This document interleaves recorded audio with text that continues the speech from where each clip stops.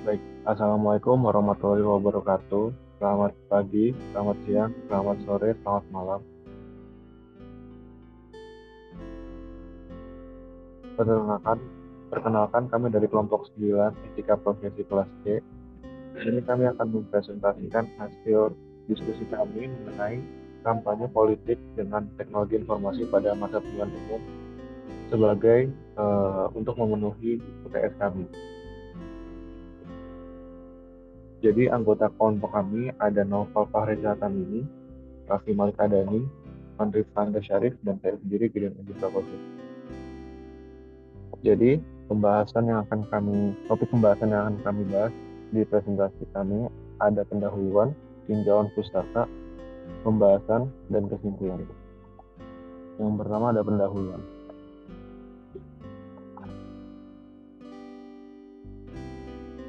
Jadi latar belakang pada era digital zaman sekarang, manfaat media sosial sangatlah banyak. Salah satunya yaitu sebagai sarana strategi kampanye politik saat mendekati pemilihan umum calon presiden dan calon wakil presiden. Strategi itu terlihat dalam konten-konten yang terdapat pada akun para kandidat capres dan cawapres. Konten-konten tersebut dapat berisi visi misi para capres dan cawapres maupun program kerja yang mereka janjikan. Adapun isu-isu yang diangkat oleh mereka seperti isu ekonomi, agama, HAM, dan sebagainya untuk bisa memenangkan pertarungan.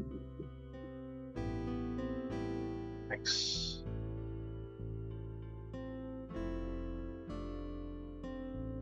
Setiap kandidat akan mencoba berbagai usaha untuk dapat memperoleh dukungan masyarakat agar bisa mencapai tujuannya. Maka dari itu, mereka memerlukan sarana komunikasi dan informasi yang mana media sosial merupakan tempat yang tepat dan juga efektif pada era digital saat ini. Media sosial memberikan kemudahan kepada masyarakat untuk berkomunikasi, berinteraksi, dan bersosialisasi dengan cepat. Perubahan ini telah mengubah sebagian besar cara berpikir masyarakat dalam kehidupan sehari-hari. Seiring waktu, tanpa disadari, media sosial telah menjadi bagian integral dari struktur sosial dalam masyarakat modern. Linear 2018.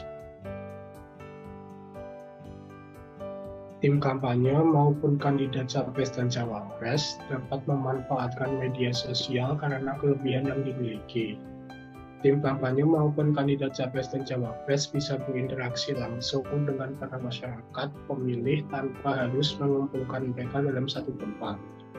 Skala yang didapat dalam berkampanye lewat media sosial juga lebih besar dibanding berkampanye melewati cara tradisional seperti brosur, media cetak, maupun televisi.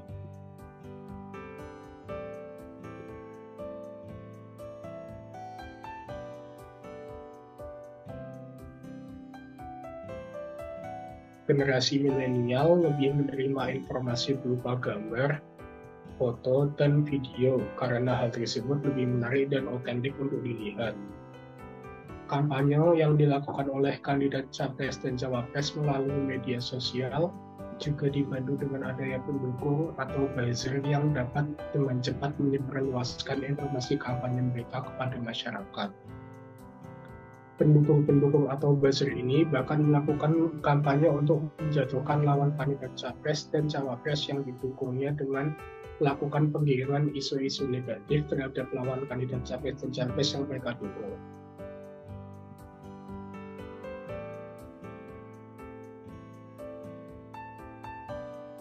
Lalu rumusan masalah. Dari latar belakang yang sudah diuraikan sebelumnya, yang menjadi topik dalam makalah ini yaitu pengaruh media sosial terhadap kampanye pemilihan umum capres dan cawapres.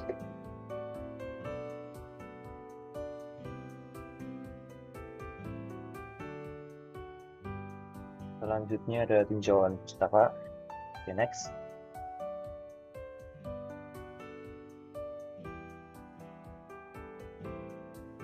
Yang pertama, studi sebelumnya.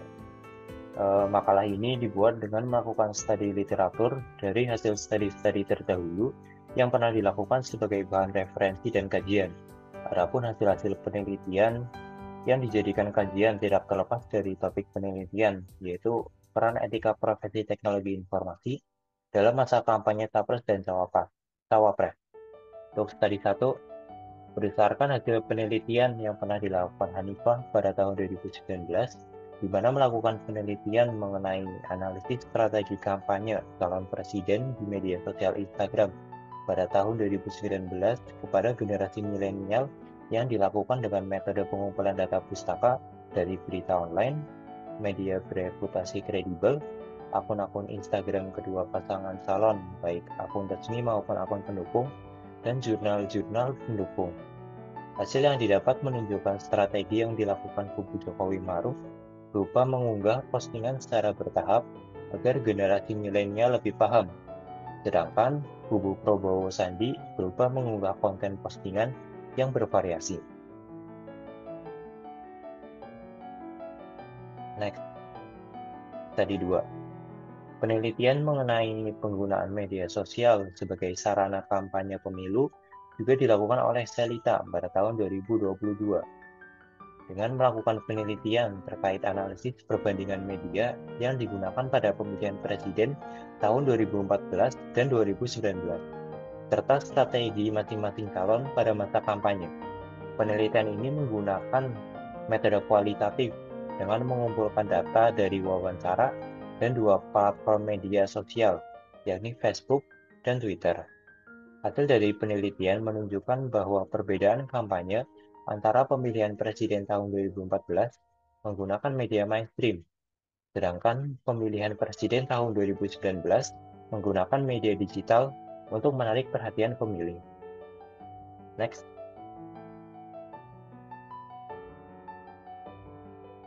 Studi 3. Arianto pada tahun 2015 menyajikan penelitian terkait pengaruh dari kemajuan teknologi informasi memberikan inovasi model kampanye dari konvensional menuju kampanye modern pada kontestasi presidensial tahun 2014. Data yang digunakan sebagai bahan kajian diambil dari media sosial para pasangan calon, yakni Facebook dan Twitter, sebagai alat komunikasi politik.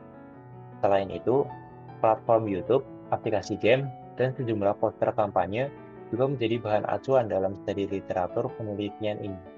Hasil penelitian menunjukkan bahwa kampanye kreatif yang menekankan kreativitas dan inovasi dapat menjadi acuan bagi para kandidat politik dalam ritual kontestasi politik dan menjadi faktor yang membuat ritual kontestasi politik lebih menarik, asik, dan menghibur. Next.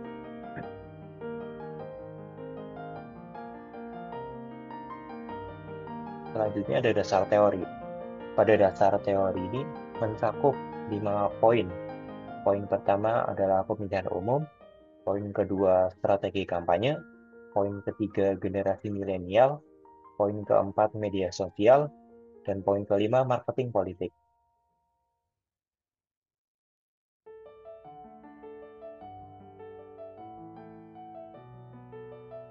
Pada poin pertama yaitu pemilihan umum.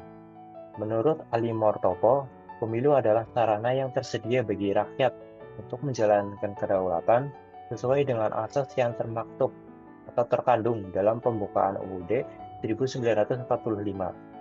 Berdasarkan Undang-Undang Nomor 7 Tahun 2017, Pasal 1 Angka 1 Undang-Undang berbunyi, pemilihan umum yang selanjutnya disebut pemilu adalah sarana kedaulatan rakyat untuk memilih anggota Dewan Perwakilan Rakyat, anggota Dewan Perwakilan Daerah, Presiden dan Wakil Presiden, dan untuk memilih anggota Dewan Perwakilan Rakyat Daerah yang dilaksanakan secara langsung, umum, bebas, rahasia, jujur, dan adil dalam Negara Kesatuan Republik Indonesia berdasarkan Pancasila dan Undang-Undang Dasar Negara Republik Indonesia tahun 1945.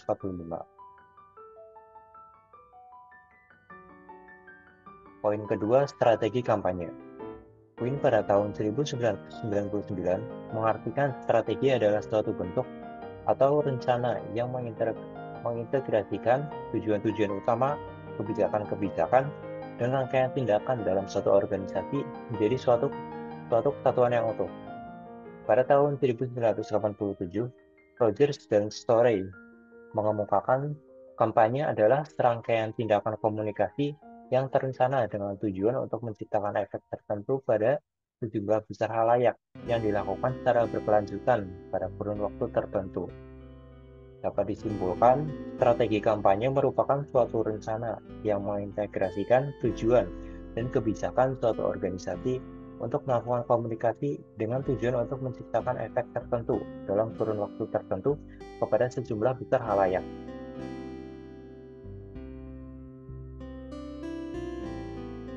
Next. Poin ketiga, yaitu generasi milenial. Menurut Hasanuddin Ali dan Lilik Purwandi pada tahun 2017, dalam bukunya Milenial Nusantara menyebutkan bahwa generasi milenial adalah mereka yang lahir antara tahun 1981 sampai dengan tahun 2000. Generasi milenial juga disebut sebagai generasi Y, merupakan penduduk terbesar usia produktif yang memiliki beragam profesi di dunia kerja. Generasi Y sangat perlu diperhatikan agar dapat mengembangkan potensi mereka sehingga dapat bersaing dan tumbuh sebagai generasi yang cerdas dan produktif. Generasi ini memiliki kesempatan untuk berkarya dan berinovasi sangat luas dikarenakan tumbuh bersama dengan perkembangan teknologi. Berbagi informasi dalam dan luar negeri menjadi mudah melalui internet, khususnya dengan adanya media sosial sebagai tempat berbagi pengalaman satu sama lain. Next.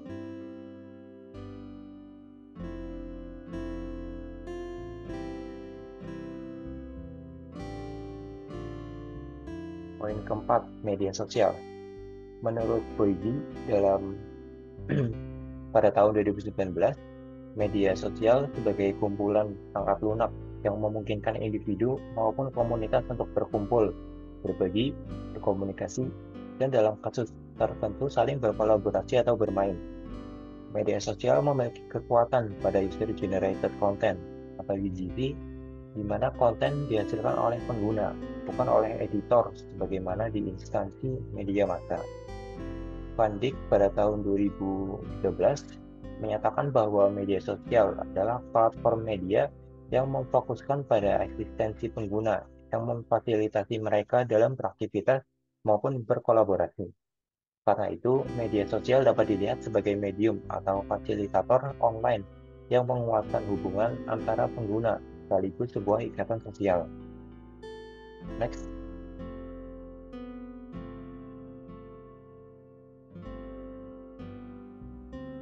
Poin terakhir yaitu marketing politik.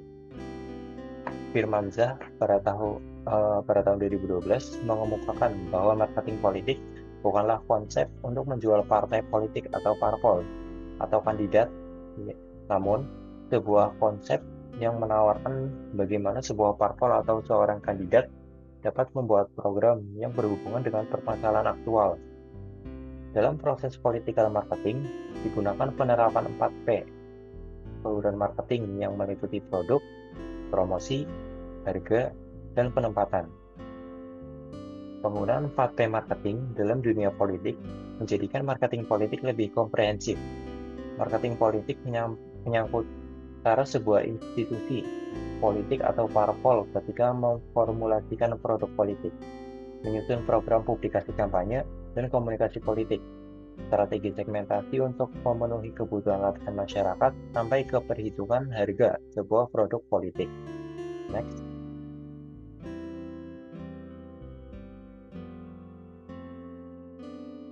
Selanjutnya ada pembahasan.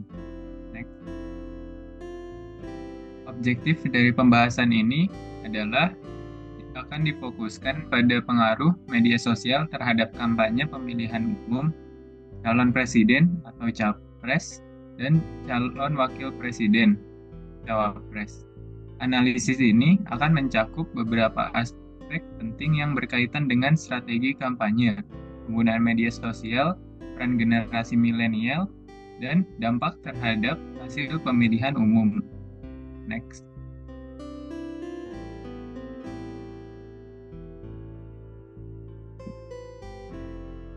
Selanjutnya, ada strategi kampanye melalui media sosial. Dalam era digital, strategi kampanye politik telah mengalami transformasi signifikan dengan memanfaatkan media sosial. Hasil penelitian Hanifah 2019 yang sudah disebutkan di atas menunjukkan bahwa kubu Jokowi Ma'ruf menggunakan strategi bertahap dalam mengunggah konten di Instagram. Sementara kubu Prabowo Sandi cenderung mengunggah konten yang lebih bervariasi. Ini mencerminkan diversifikasi strategi kampanye yang disesuaikan dengan karakteristik media sosial tertentu. Pemanfaatan media sosial memungkinkan kandidat untuk berinteraksi langsung dengan pemilih tanpa harus berkumpul secara fisik. Dengan skala yang lebih besar dibandingkan dengan metode kampanye tradisional, media sosial memungkinkan kandidat untuk mencapai audiens yang lebih luas. Next.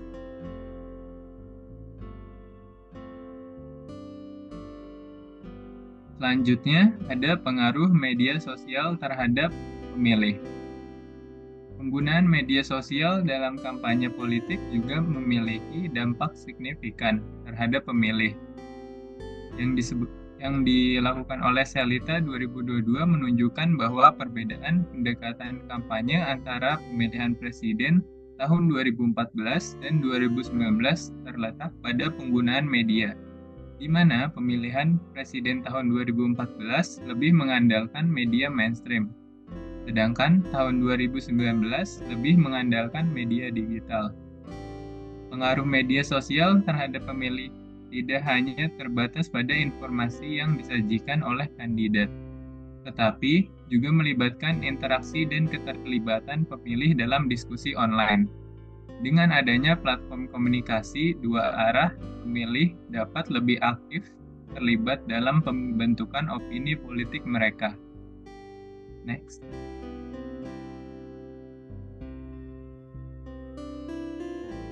Selanjutnya, ada etika kampanye di media sosial.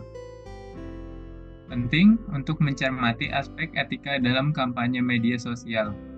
Penggunaan pendukung atau buzzer untuk menyebarkan informasi atau penggiringan opini negatif memunculkan pertanyaan etika terkait kejujuran dan integrasi kampanye. Oleh karena itu, diperlukan pengawasan yang ketat untuk memastikan bahwa kampanye melalui media sosial tetap berlangsung dengan prinsip-prinsip etika politik. Next.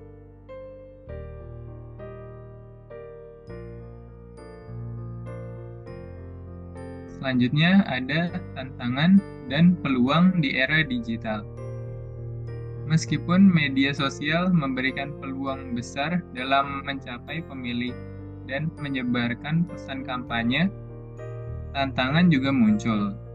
Penyebaran informasi yang cepat dan luas dapat memicu penyebaran berita palsu atau biasa disebut hoax dan polarisasi opini.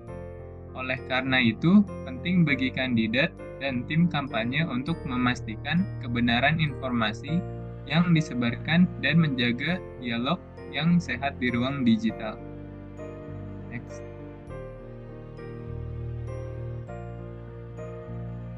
Jadi pada akhirnya, apa kesimpulan yang bisa kita dapatkan pada makalah kami? Jadi media sosial telah menjadi instrumen penting dalam kampanye politik. Ini memungkinkan kandidat berinteraksi langsung dengan pemilih dan menjangkau audiens luas dengan biaya lebih hemat serta meningkatkan partisipasi politik. Namun, tantangan datang dalam bentuk penyebaran berita palsu dan polarisasi opini. Kandidat dan tim kampanye harus bertanggung jawab dalam penggunaan media sosial, memastikan keakuratan informasi, dan menghindari konten yang dapat memicu konflik. Nah, jadi strategi yang tepat itu seperti adaptasi pesan dengan karakteristik platform media sosial. Perlu diterapkan untuk meningkatkan efektivitas kampanye. Kesadaran akan dampak serta tanggung jawab atas informasi yang disebarkan menjadi kunci dalam memanfaatkan media sosial secara efektif dalam dunia politik.